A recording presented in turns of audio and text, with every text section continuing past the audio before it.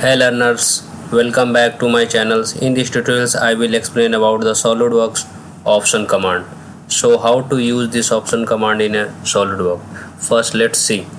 Located on the tools menu, option dialog box enable you will customize the Solidworks software to reflect such things of your company drafting standards as well your individual performance and work environment. So let's do a click on the setting, then click on the option, and this is the option command here.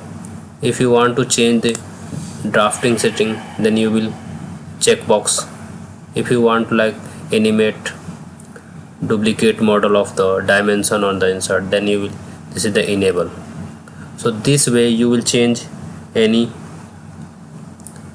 drafting, like if you want to change on a performance, otherwise you want to change on a assembly, external refresh, default template. This way you will change anything in this.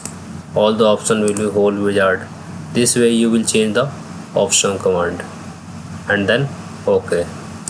This way you will setting. First click on the option, then go to system option, then click any. If you want to change the color, then select color and then OK. Then if you want to reset your SolidWorks, then click on reset and then all the options are reset, then OK.